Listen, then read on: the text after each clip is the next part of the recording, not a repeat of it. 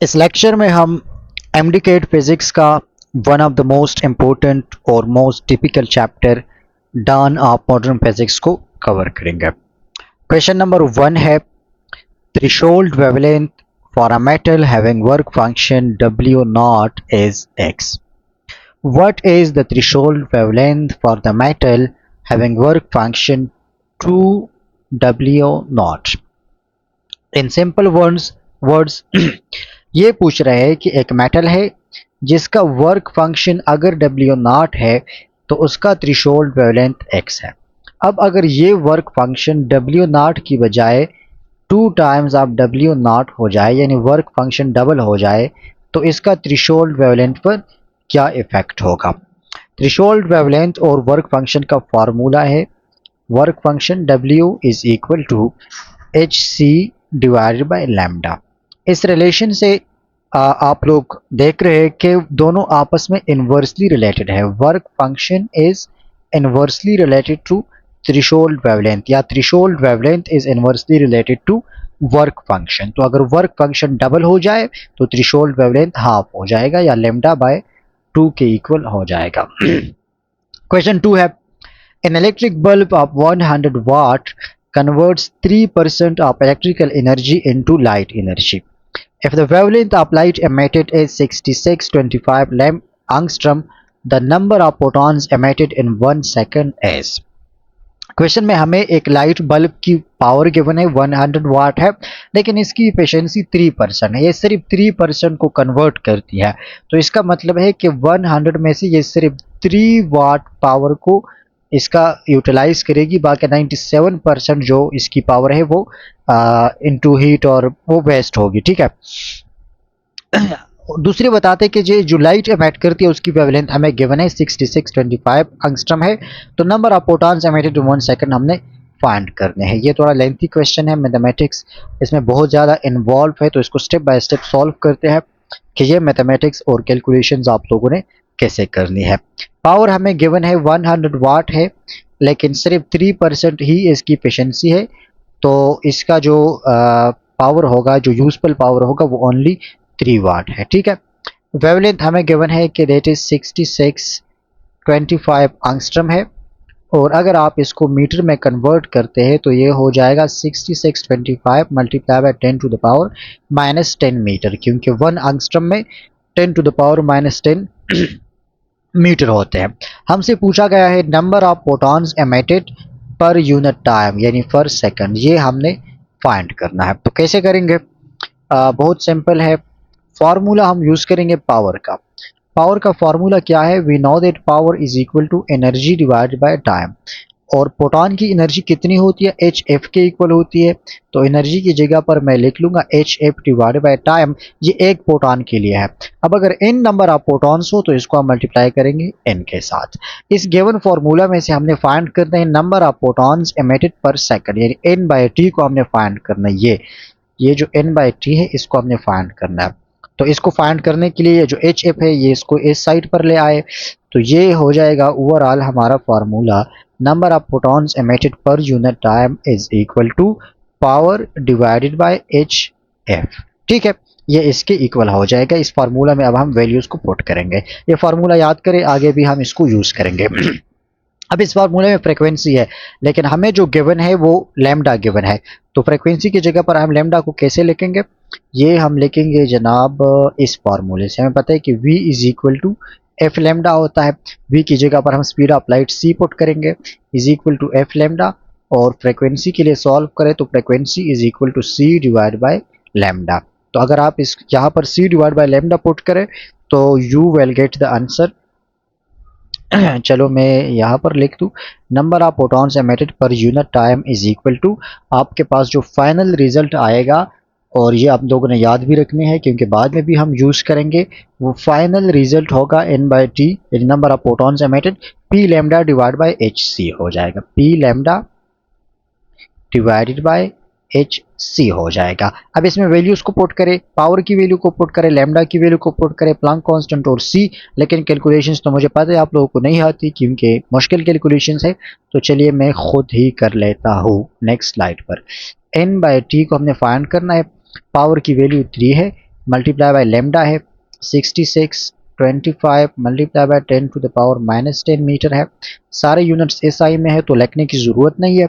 Divide by H सी है H की value क्या है 6.625 multiply by 10 to the power -34 multiply by 3 multiply by 10 to the power 8, ये speed of light है। अब ये कैलकुलेशन हम किस तरह करेंगे? सबसे पहले तो आप इस इक्वेशन या इस फार्मूला या ये जो वैल्यूज़ लिखे इसको देखें तो ऊपर भी 3 है नीचे भी 3 है तो ये दोनों कैंसल आउट हो जाएंगे। 3 तो 3 के साथ कैंसल। ये 10 टू द पावर -34 है, ये +8 है तो इसे क्या बन जाएगा 10 टू द पावर -26 बन जाएगा। और ये -26 जब ऊपर आएगा तो ये +26 हो जाएगा। तो इस स्टेप को भी कर ले 6625 divided by 6.625 multiply by 10 to the power, ये -10 है 10 टू द पावर -10 और यहाँ से +26 हो जाएगा। तो -10 और +26 से क्या बन जाएगा 16 बन जाएगा। तो ये हो जाएगा जनाब 6625 divided by 6.625 multiply by 10 to the power 16 हो जाएगा। अब ये डिवीजन कैसे करने हैं ये सबसे बड़ा मसला हो गया क्योंकि कैलकुलेटर अलाउड नहीं है और मैथमेटिक्स इतना आप लोगों को आती नहीं है। अगर आती भी है तो अगर आप स्टेप बाय स्टेप करोगे बहुत ज़्यादा टाइम लेगा तो कोई ज़रूरत नहीं है। मैं तरीका बता देता हूँ, इस तरीके से आपने टैकल करने हैं क्वेश्चंस को।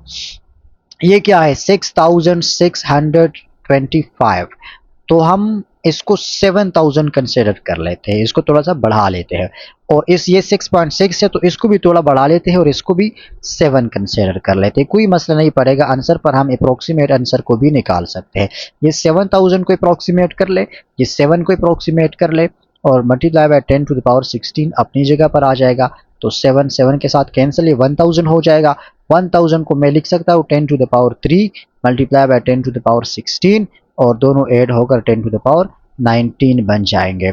तो number of protons emitted per second is equal to 10 to the power 19। मतलब ये इतना बड़ा नंबर है, बिलियन से भी ज़्यादा जो प्रोटॉन्स है वो एमिट होंगे।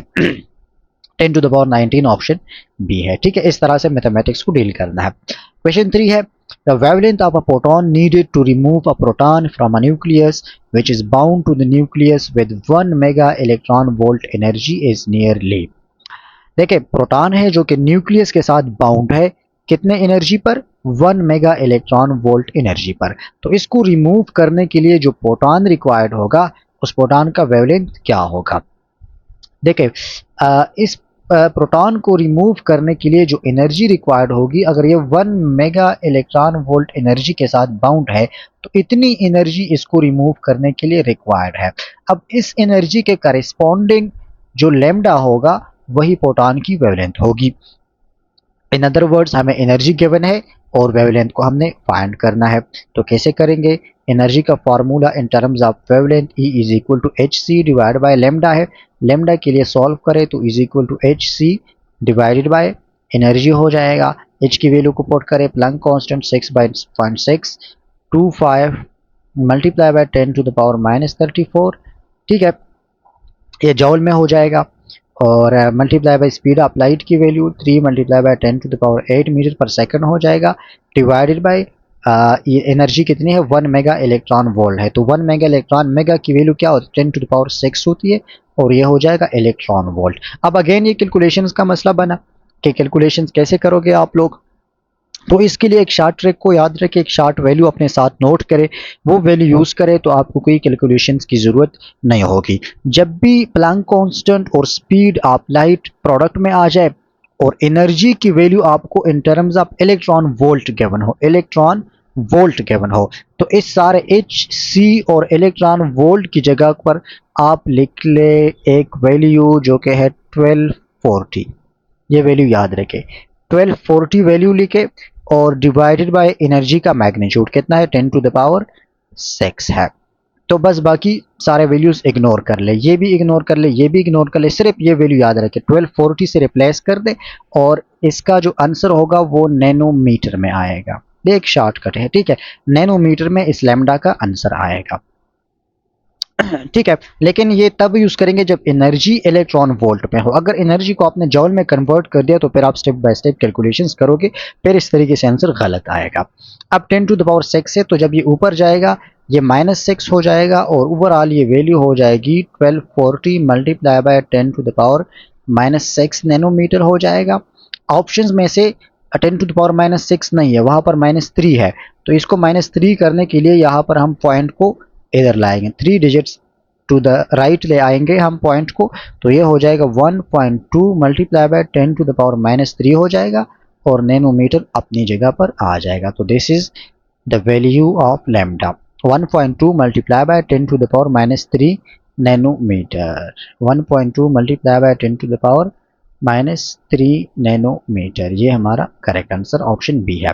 क्वेश्चन 4 है, if kinetic energy of free electron is doubled is de Broglie wavelength becomes. अगर काइनेटिक एनर्जी को हम डबल करते हैं तो डी ब्रोगली वेवलेंथ पर क्या इफेक्ट होगा। देखिए डी ब्रोगली वेवलेंथ के कुछ फार्मूले ये सारे लिख लेता हूँ। एक फार्मूला है h डिवाइडेड बाई फी, ये इन टर्म्स ऑफ मोमेंटम है। दूसरा फार्मूला है h divided by M V, ये इन टर्म्स ऑफ मास और वेलोसिटी है। एक फार्मूला है डी ब्रोगली वेवलेंथ का h divided by under the root 2me, यहाँ पर e जो है ये काइनेटिक एनर्जी है जो कि इस क्वेश्चन में गिवन है, ये इन टर्म्स ऑफ काइनेटिक एनर्जी या एनर्जी है। एक और फार्मूला है डी ब्रोगली वेवलेंथ का h divided by under the root 2mev, यहाँ पर e चार्ज ऑफ इलेक्ट्रॉन है और v जो है ये पोटेंशियल डिफरेंस है। तो ये बहुत सारे फार्मूले से डी ब्रोगली वेवलेंथ का हम क्वेश्चन के अकॉर्डिंग यूज करेंगे। इस क्वेश्चन में हमें बताया गया है काइनेटिक एनर्जी का, तो काइनेटिक एनर्जी वाला फार्मूला हम यूज करेंगे जो कि ये वाला फार्मूला है। इस फार्मूला के अकॉर्डिंग जो डी ब्रोगली वेवलेंथ है वो इन्वर्सली रिलेटेड है to the square root of kinetic energy, inversely related to the square root of kinetic energy. तो अगर हम काइनेटिक एनर्जी को 2 टाइम्स करते हैं, हम इसको डबल करते हैं, तो एक बात तो पक्की है कि लैम्डा डिक्रीज होगा। काइनेटिक एनर्जी को इंक्रीज करने से डी ब्रोगली वेवलेंथ डिक्रीज होगी। अगर हम इसको 2 टाइम्स इंक्रीज करते हैं तो de Broglie wavelength will decrease by 1 by under root 2 times, ठीक है, अंडर रूट 2 टाइम्स वो डिक्रीज होगी या 1 बाय अंडर रूट 2 टाइम्स हो जाएगी। तो 1 बाय अंडर रूट 2 हमारा करेक्ट आंसर है। क्वेश्चन नंबर 5 है, Compton shapes is maximum when theta is, ये सिलेबस में भी नहीं है लेकिन फिर भी हम इसको सॉल्व करते हैं। कौन से थीटा पर कॉम्पटन शेप की वैल्यू ग्रेटर होती है, तो द आंसर इज 180 डिग्री। कैसे होती है, let's do it quickly. Compton shift का फार्मूला है del lambda is equal to h divided by M naught C into 1 minus cos theta. अब अगर थीटा की वैल्यू 0 हो तो cos 0 is equal to 1, 1 minus 1 is equal to 0, ये overall value 0 हो जाएगी। अगर थीटा की वैल्यू 90 हो तो ये 0 हो जाएगी और सिर्फ h divide by M naught c आ जाएगा। अगर थीटा की वैल्यू 270 हो तो ये cos theta is equal to 0, cos 270 0 हो जाएगा और again h divide by M naught c आ जाएगा। एक वैल्यू है थीटा इज इक्वल टू 180, अगर ये आप इसमें पुट करें तो cos 180 इज इक्वल टू -1 हो जाएगा, ये h divided by M naught c और 1 माइनस ये इसकी जगह पर -1 आ जाएगा, माइनस और माइनस मल्टीप्लाई होकर +1 बन जाएगा। तो ये हो जाएगा जनाब h divided by M naught c, ये 1 + 1 इज इक्वल टू 2 हो जाएगा। तो ओवरऑल इसका जो आंसर आएगा 2h divided by M naught c और ये इसकी मैक्सिमम वैल्यू है कॉम्पटन शेफ्ट की। तो कॉम्पटन शेफ्ट तक कब मैक्सिमम होगा, जब थीटा की वैल्यू 180 हो। क्वेश्चन 6 है, the momentum of photon is 2 multiply by 10 to the power -16 gram centimetre per second, its energy is. Momentum की वैल्यू हमें गिवन है और हमने इस फोटोन की एनर्जी को फाइंड करना है। मोमेंटम की वैल्यू हमें गिवन है, मोमेंटम कितना है, momentum is equal to 2 multiply by 10 to the power 2 multiply by 10 to the power -16, ये 16 है, ग्राम सेंटीमीटर पर सेकंड। अब ग्राम को किलोग्राम या सेंटीमीटर को मीटर में कन्वर्ट करने की ज़रूरत इसलिए नहीं है क्योंकि जो एनर्जी हमने फाइंड करना है वो सारे ऑप्शंस हमें गिवन है ERG अर्ग के यूनिट्स में। ये अर्ग एनर्जी का यूनिट है CGS सिस्टम में, CGS सिस्टम में ये एनर्जी का यूनिट है, ग्राम भी मास का यूनिट है, सेंटीमीटर लेंथ का यूनिट है। तो सारे यूनिट्स CGS सिस्टम में है तो कोई कन्वर्जन की ज़रूरत नहीं है, हमारे पास ऑटोमेटिकली आंसर अर्ग में आ जाएगा। फार्मूला क्या है, आइंस्टाइन रिलेशन यूज़ करें, E is equal to M C square है, तो ये मैं लिख सकता हूँ कि M C into C, और एम सी की जगह पर मैं मोमेंटम लिख सकता हूँ क्योंकि P is equal to M V है, तो energy is equal to P C. Simple यहाँ पर वैल्यूज पुट करें, मोमेंटम की value 2 multiply by 10 to the power minus 16 हो जाएगा, और स्पीड ऑफ लाइट की value 3 multiply by 10 to the power 8 metre per second है। रिमेंबर यहाँ पर हमने मीटर को सेंटीमीटर में कन्वर्ट करना है क्योंकि इसको CGS सिस्टम में कन्वर्ट करना है, तो 1 मीटर में कितने सेंटीमीटर होते हैं 100, और 100 को मैं लिख सकता हूँ 10 टू द पावर 2। आंसर मेरे पास ऑटोमेटिकली ERG में आ जाएगा। किप्स के बुक में इसका आंसर गलत लिखा गया है, ठीक है, कि वहां पर रॉन्ग है।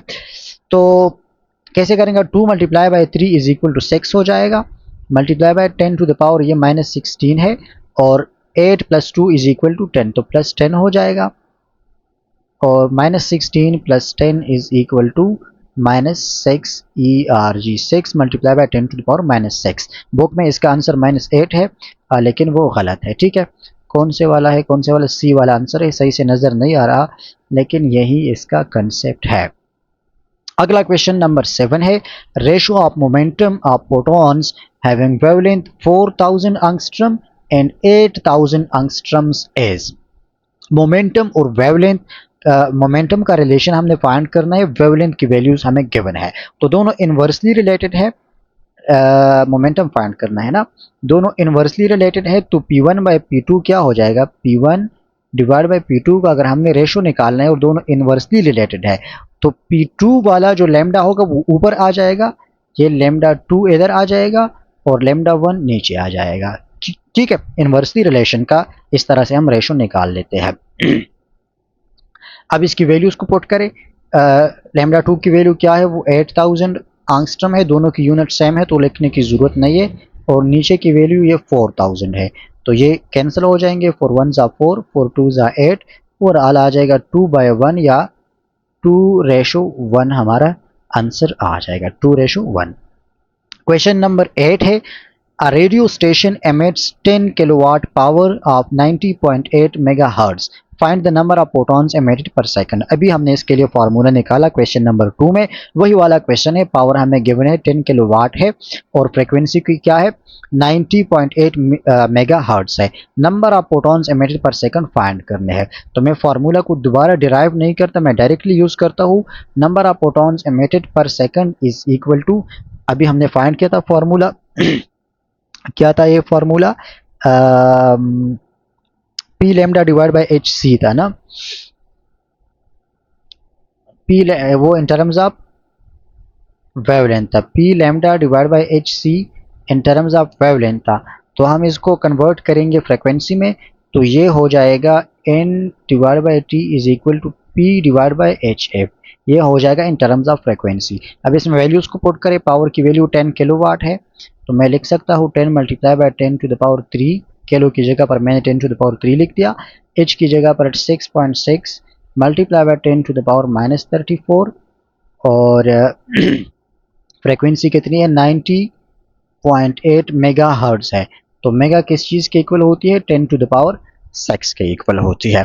अब इसको सॉल्व करें तो number of protons emitted per second आ जाएंगे, लेकिन ये कैलकुलेशन मुश्किल है तो मैं खुद ही कर लेता हूँ, इतना भी मुश्किल नहीं है। सबसे पहले आप लोगों ने जो 10 के पावर्स है ना उनका टेक केयर करना है, बाकी वैल्यूज खुद बहुत ठीक होते जाएंगे, बाकी वैल्यूज इतने मुश्किल नहीं होंगे वो हम अप्रोक्सीमेट कर सकते हैं।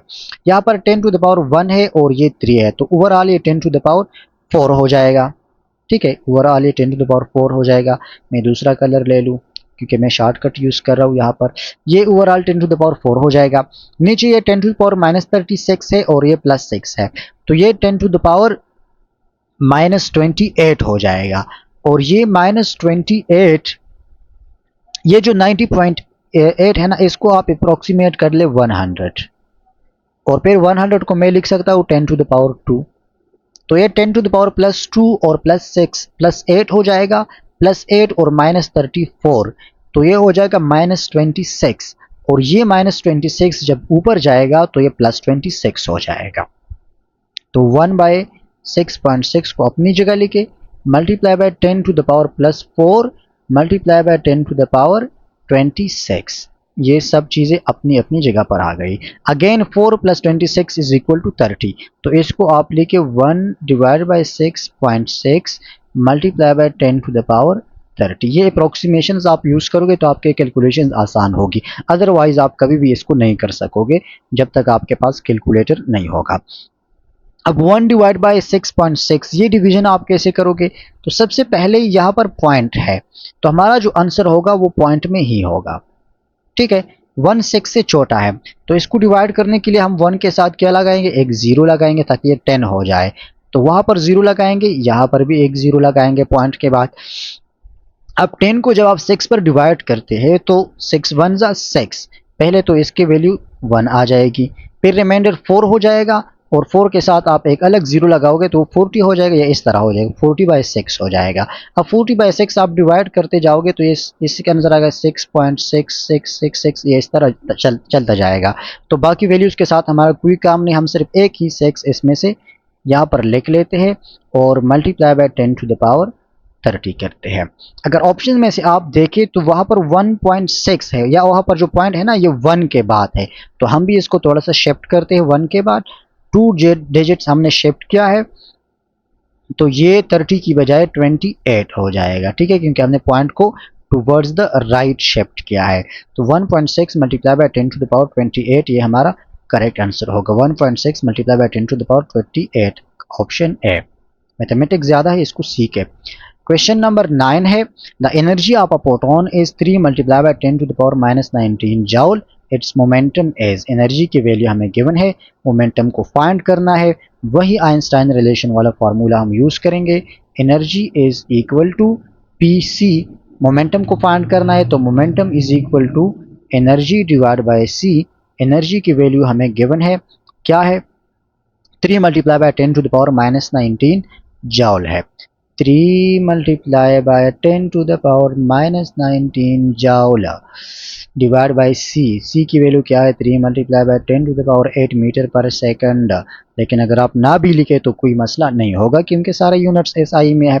3 के साथ ख़त्म हो जाएगा, ये 10 टू द पावर +8 ऊपर चला जाएगा तो ये क्या हो जाएगा? -8 हो जाएगा। तो 10 to the power -19 multiply by 10 to the power +8 हो जाएगा। और आप इसको कैलकुलेट, सॉरी ये -8 हो जाएगा ना, +8 है तो ये -8 हो जाएगा। -19 और -8 से क्या आ जाएगा? 10 टू द पावर -27, और मोमेंटम का unit kg metre per second हो जाएगा। तो क्वेश्चन 9 का आंसर क्या आता है? 10 to the power -27 kg metre per second, option A, ठीक है। 10 to the power -27 metre per second. Condition for pair production is, again ये सिलेबस का हिस्सा नहीं है लेकिन पेयर प्रोडक्शन के लिए कंडीशन ये है कि energy of proton is greater than 2 times m0c², greater than 2 m0c², याद रखें। Question 11, the momentum of proton is p, the frequency associated with it is given bye. Momentum अगर p है तो फ्रीक्वेंसी क्या होगी? तो मोमेंटम अगर p है तो फ्रीक्वेंसी क्या होगी? हमें पता है कि E is equal to mc² के फार्मूला से जो हमें अभी लिखा है, E इज इक्वल टू अगर pc हो जाए तो मोमेंटम को हमने फाइंड करना इन टर्म्स ऑफ फ्रीक्वेंसी, नहीं फ्रीक्वेंसी को फाइंड करना है इन टर्म्स ऑफ मोमेंटम। तो E की जगह पर मैं लिख सकता हूँ hf is equal to pc हो जाएगा, और f is equal to pc या cp डिवाइडेड बाय h हो जाएगा। तो ये फ्रीक्वेंसी का फार्मूला हो गया in terms of momentum. Frequency is equal to pc divided by h, option है। Question 12, proton A has twice the energy of proton B. What is the ratio of momentum of A to that of B? Energy, अगर proton A की energy proton B से double है तो इसकी momentum क्या होगी दोनों की? तो मोमेंटम भी उसका डबल होगा, 2:1 होगा, सिंपल। लेकिन चलो मैं बता देता हूँ यहाँ पर एनर्जी और मोमेंटम यही इस फार्मूले से देखें, कोई दोबारा करने की जरूरत नहीं है। इसी फार्मूला से देखें, E is equal to pc के फार्मूला से देखें, energy is directly related to momentum, proton के लिए, रिमेंबर पार्टिकल के लिए नहीं है। तो अगर एनर्जी डबल होगी तो इसकी मोमेंटम भी डबल होगी, और अगर एनर्जी डबल नहीं है या हाफ होगी तो मोमेंटम भी हाफ। तो हमारा आंसर 2:1 होगा। अगले क्वेश्चन पर जाते हैं, क्वेश्चन नंबर 13 पर। अगर आप थके भी हो तो फिर भी देखना होगा क्योंकि मैं खुद भी थक गया यार, लेकिन करेंगे, दूसरा ऑप्शन नहीं है। क्वेश्चन 13 है कि the value in units of Planck constant h can be expressed as, ये तो आपको हर हाल में याद आनी चाहिए, 6.63 multiply by 10 to the power 34 joule second, ठीक है, जॉल सेकंड ऑप्शन बी है, ठीक है, जॉल सेकंड प्लैंक कांस्टेंट का यूनिट याद रखें। Question 14, let NR and NB be respectively the number of photons emitted by a red bulb and a blue bulb। एक red bulb है और एक जो है वो ब्लू बल्ब है। जो रेड बल्ब है वो NR नंबर ऑफ फोटॉन्स को एमिट करती है और जो बी बल्ब है, ब्लू बल्ब है, तो वो NB नंबर ऑफ फोटॉन्स को एमिट करती है। दोनों की जो पावर है रेड और ब्लू का वो सेम है, पावर दोनों की सेम है और टाइम भी दोनों सेम लेते हैं। तो फिर कौन सी बल्ब जो है वो नंबर ऑफ फोटॉन्स को ज्यादा एमिट करेगा? तो चलिए देखते हैं कि नंबर ऑफ फोटॉन्स किन किन चीजों पर नंबर ऑफ फोटॉन्स जो है वो डिपेंड करता है। Let's check. ये कौन सा क्वेश्चन है? क्वेश्चन नंबर 14 है। तो वही पावर वाला फॉर्मूला हम यूज करेंगे। पावर का फॉर्मूला क्या था?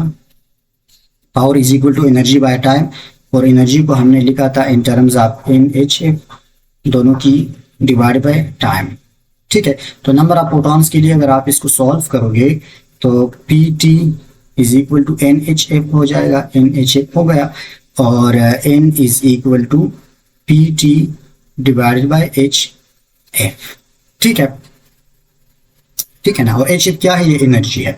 HF क्या है? एनर्जी है। तो अब P भी दोनों के लिए सेम है, पावर भी दोनों का सेम है, टाइम भी दोनों के लिए सेम है, H तो कांस्टेंट है, और फ्रीक्वेंसी क्या है? ये एनर्जी पर डिपेंड करती है, एनर्जी ज्यादा तो फ्रीक्वेंसी ज्यादा।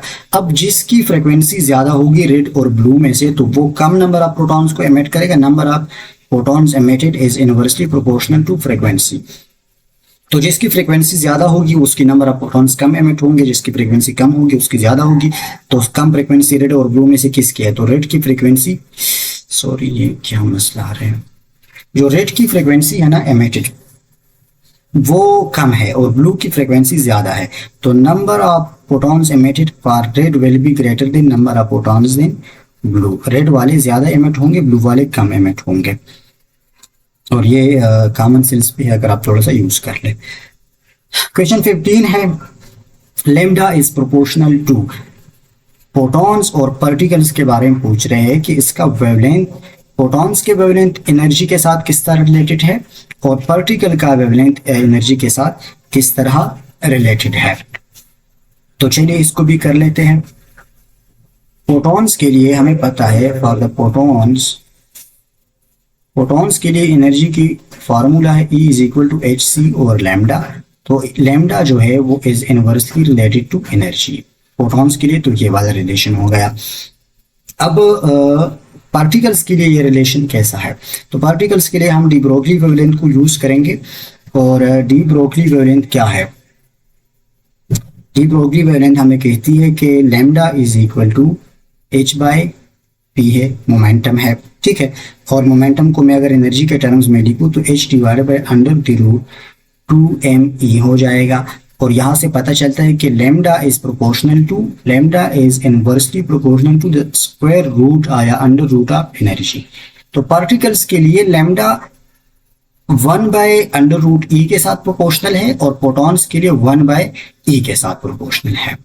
तो देखिए गिवन ऑप्शंस में से पार्टिकल्स के लिए 1 बाय अंडर रूट E और प्रोटॉन्स के लिए 1 बाय E, तो ऑप्शन सी करेक्ट है। क्वेश्चन 16 है, which of the following graphs correctly represents the variation of particle momentum with associated de Broglie wavelength. Momentum और डी ब्रोगली वेवलेंथ का relation क्या है? इनवर्सली रिलेटेड है। तो जो भी गिवन ग्राफ में से इनवर्सली वाला हो, अगर लैम्डा इंक्रीज हो रहा हो तो मोमेंटम डिक्रीज होना चाहिए। सी वाले ग्राफ को देखें, इसको यहाँ पर जो मोमेंटम है ये डिक्रीज हो रहा है और लैम्डा इंक्रीज हो रहा है, तो ये हमारा करेक्ट आंसर है। अगला क्वेश्चन नंबर 17 है। Let me refresh. कहते हैं कि a material particle with a rest mass m0 is moving with speed of light. एक पार्टिकल है जो कि स्पीड ऑफ लाइट के साथ मूव करती है, तो the associated de Broglie wavelength is given by. De Broglie wavelength का फॉर्मूला क्या होगा? बहुत ही सिंपल है, de Broglie wavelength is equal to H by P है, और P किस चीज के इक्वल होती है? mv के इक्वल होती है, लेकिन यहाँ पर वेलोसिटी स्पीड ऑफ लाइट के इक्वल है, तो ये एम नॉट सी हो जाएगा। ठीक है, एम नॉट उसकी मास हमें पता है कि वो एम नॉट है, ये गिवन है। ठीक है, क्वेश्चन में एम नॉट है, तो de Broglie wavelength is equal to H divide by M naught C, option A. Question 18 है, as the temperature of black body is raised the wavelength corresponding to maximum intensity. Again ये syllabus में include नहीं है, लेकिन फिर भी मैं बता दूंगा कि जो मैक्सिमम इंटेंसिटी का वेवलेंथ वो एमिट होती है किसी भी बॉडी से, तो वो इनवर्सली होती है टेम्परेचर ऑफ दी बॉडी के साथ। तो अगर टेम्परेचर इंक्रीज होगा तो वेवलेंथ जो है वो शॉर्टर वेवलेंथ की तरफ जाएगा, it will shift toward shorter wavelength, option B. Question 19 है, if electron and proton have same de Broglie wavelength which one will have greater speed. अगर दोनों की डी ब्रोगली वेवलेंथ सेम है तो स्पीड किसकी ज्यादा होगी। तो चलिए स्पीड को भी निकाल लेते हैं इसी फॉर्मूले से। यही एक फॉर्मूला है ना, और ये कभी क्या चीज मांगता है, कभी क्या चीज मांगता है। मोमेंटम को मैं एम वी लिख सकता हूँ, इसको वेलोसिटी के लिए सॉल्व करें, मतलब इस साइड पर मल्टीप्लाई करें, तो ये M V lambda is equal to H हो जाएगा। v को इस साइड पर छोड़ दे, डिवाइड बाय एम लैम्डा हो जाएगा। तो यहाँ से हमें पता चलता है कि velocity is inversely related to mass. तो अब दोनों की डी ब्रोगली वेवलेंथ सेम है, तो जिसकी मास ज्यादा होगी उसकी वेलोसिटी कम होगी, जिसका मास कम होगा तो उसकी वेलोसिटी ज्यादा होगी। ठीक है, तो इलेक्ट्रॉन की वेलोसिटी ज्यादा होगी और प्रोटॉन की वेलोसिटी कम होगी। क्वेश्चन 20 है, the wavelength of a moving particle is inversely proportional to। अब यहाँ पर अगेन बुक के जो की है उस वहां पर मिस्टेक है। जो डी ब्रोगली वेवलेंथ है ना किसी भी पार्टिकल के लिए, मूविंग पार्टिकल के लिए, तो मास के भी इनवर्सली रिलेटेड है, वेलोसिटी के भी इनवर्सली रिलेटेड है, मोमेंटम भी और एनर्जी भी, सब के साथ ये इनवर्सली रिलेटेड है। तो ये सारे ऑप्शंस यहाँ पर करेक्ट है। किस तरह से है, फॉर्मूला को देख ले। डी ब्रोगली वेवलेंथ किस चीज के इक्वल है, एच बाई पी है, तो यहाँ से पता चल रहा है कि मोमेंटम के साथ इनवर्सली रिलेटेड है। अगर आप पी को in terms of M V लिख दे तो यहाँ पर मास और वेलोसिटी दोनों के साथ इनवर्सली रिलेटेड है, और अगर आप इसको इन टर्म्स ऑफ एनर्जी लिख दे तो H divide by under the root 2me, तो इसके साथ भी इनवर्सली रिलेटेड है। फिर सारे के साथ एनर्जी सबके साथ इनवर्सली रिलेटेड है, किसी के साथ भी नहीं लगता। क्वेश्चन 21 है, a proton of energy 3.4 electron volt is incident on a metal having work function 2 electron volt. Proton है जिसकी एनर्जी कितनी है, 3.4 इलेक्ट्रॉन वोल्ट है, और यह मेटल पर इंसिडेंट होता है जिसका वर्क फंक्शन 2 इलेक्ट्रॉन वोल्ट है। The maximum kinetic energy of photo electron is equal to.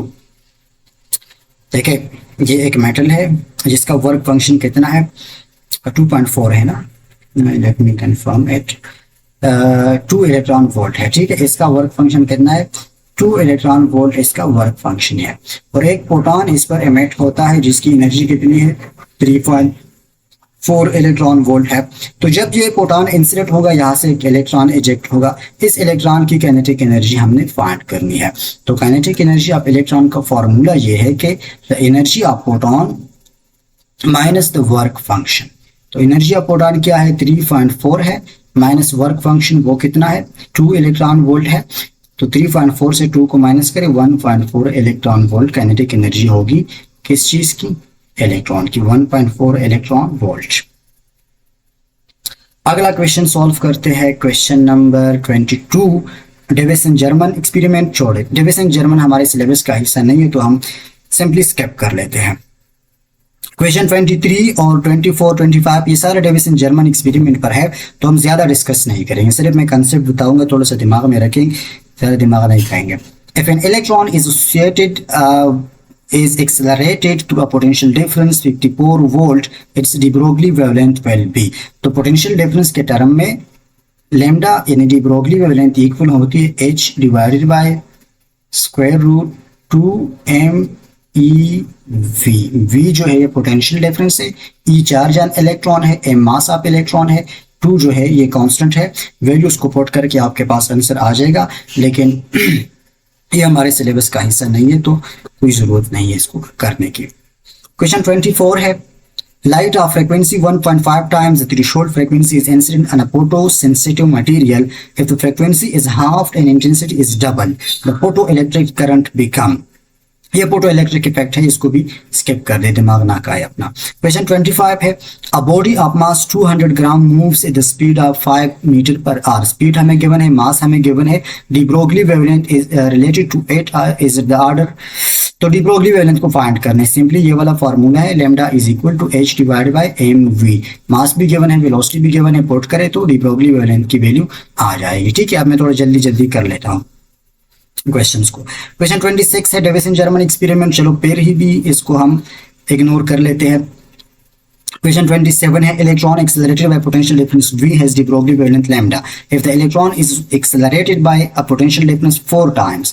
अगर 4 times greater potential difference से हम इसको एक्सेलरेट करें तो de Broglie wavelength क्या होगी। तो थोड़ा सा एक डिस्कस कर लेते हैं इसको। de Broglie wavelength in terms of potential difference is equal to h divided by under the root 2 times MeV।